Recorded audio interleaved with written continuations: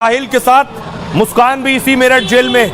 दावा किया जा रहा है जेल के अंदर साहिल को कैदियों ने पीटा है। जिस बर्बर तरीके से सौरभ की हत्या की गई, शव के 15 टुकड़े किए गए, उसके बाद ड्रम में डाला गया, ये बात मेरठ में कैदियों को पता चली और उसके बाद कैदियों ने पिटाई की।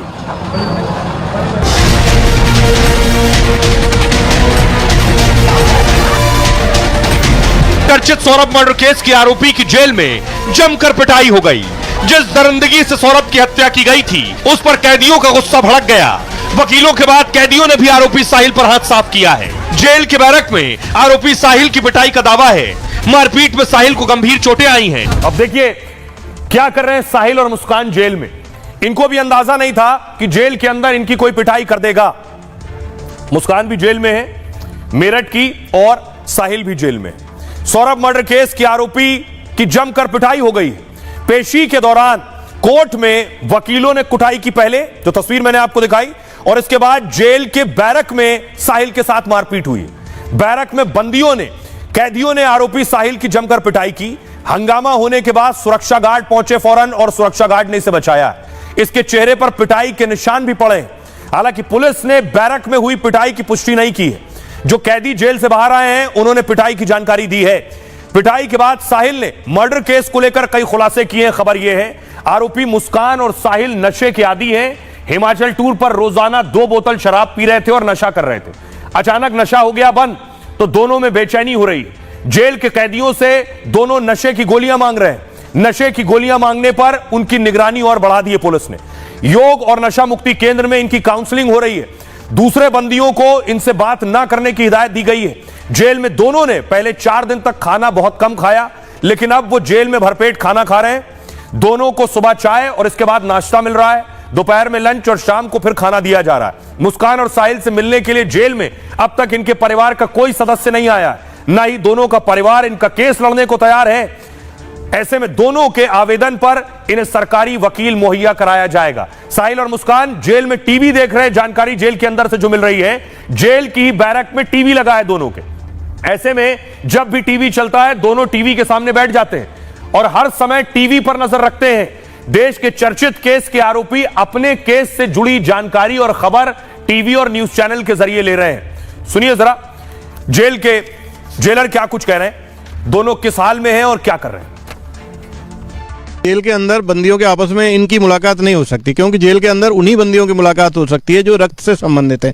जैसे माँ बेटी, माता पिता आपस में, पति पत्नी, इस तरह की इनकी आपस में मुलाकात। पुरुष बैरक बिल्कुल अलग होती है, महिला बैरक बिल्कुल अलग है। लगभग हमारे पुरुष बैरक महिला बैरक में आधा पौन किलोमीटर का अंतर है, तो मुलाकात नहीं हो सकती। वो जेल मैनुअल के उस प्रावधान में नहीं आते हैं कि इनकी मुलाकात हो, इसलिए इनकी मुलाकात आपस में नहीं हो सकती। ये बात सही है कि जो बंदी नशे वाले आते हैं, और काफ़ी बंदी नशे वाले आते हैं, उसकी तरह व्यवहार था इनका, सामान्य बंदियों की तरह नहीं था। चिंतित और सिर झुकाए रहना, डिप्रेशन, फ्रस्ट्रेशन लग रहा था। इसी के तहत जब स्वास्थ्य परीक्षण पाया गया तो डॉक्टर ने कहा कि विड्रॉल सिम्टम है, अतः इनका उपचार करना जरूरी है। तो डॉक्टर ने उनका उपचार करना शुरू कर दिया तथा नशा मुक्ति केंद्र के माध्यम से हम उनका नशा छुड़वा रहे हैं। अभी उसने सिर्फ इतना ही कहा है। हमारा भी प्रयास है कि कम से कम महिला बंदी उससे बात करें और इस केस के बारे में बार बार बात ना हो। लेकिन सोचिए इनके रोज नई तस्वीरें सामने आ रही हैं। ये जेल के अंदर है। हत्या के बाद जब ये शिमला घूम रहे थे, हिमाचल घूम रहे थे हत्या के बाद, ये उस वक्त की तस्वीरें, कैसे होली मना रहे हैं, डांस कर रहे हैं। ऐसे 3 नए वीडियो सामने आ गए, देखिए।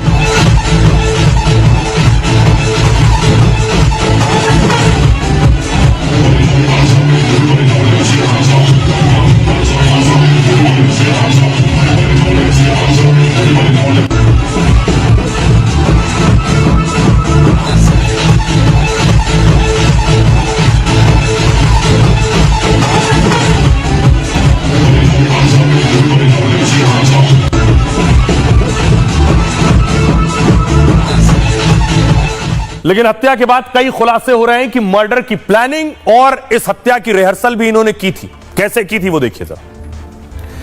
मेरठ के सौरभ मर्डर केस में हर दिन एक खुलासा हो रहा है और पुलिस की जांच में हथियार को लेकर भी खुलासा हुआ है। 22 फरवरी को मुस्कान ने 800 रुपए के 2 चाकू खरीदे दरअसल, और इस चाकू से मुस्कान और साहिल ने हत्या का रिहर्सल किया है। पहले करीब 8 दिनों तक दोनों ने सौरभ की हत्या का रिहर्सल किया। सूत्रों के मुताबिक मुस्कान अपने हाथ से चाकू नहीं चला पा रही थी, इसलिए हत्या के लिए मुस्कान एक उस्तरा भी खरीद कर लाई थी कि चाकू नहीं चल रहा तो उस्तरा खरीद लिया। सीने पर चाकू से 3 वार के बाद मुस्कान ने उस्तरे से गला काटा है। उसके बाद चाकू से वार कर साहिल ने शरीर को सिर से अलग किया है। पुलिस ने वारदात में शामिल उस्तरे को भी बरामद कर लिया है। फोरेंसिक टीम उस्तरे पर सौरभ के खून के निशान उसे मिल गए। पहले ड्रम में शव के ऊपर मिट्टी डालकर कोशिश यह थी मुस्कान की कि इसमें पौधा लगा देंगे।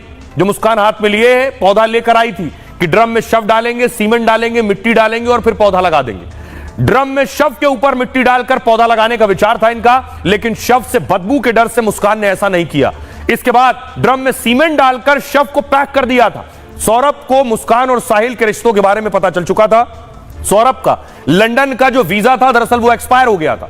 वो दोबारा वीजा बनवाने के लिए भारत आया था। इस बार वो चाहता था कि अपनी बेटी को भी अपने साथ ले जाए लंदन। बेटी के पासपोर्ट के लिए भी उसने आवेदन किया था। सौरभ मुस्कान को भी लंदन ले जाना चाहता था, लेकिन मुस्कान ने लंदन जाने से मना कर दिया था पहले, इसलिए नहीं जा पाए। आइए अब आपको सुनवाता हूं, सुनिए जरा मेरठ के एसपी क्या कह रहे हैं।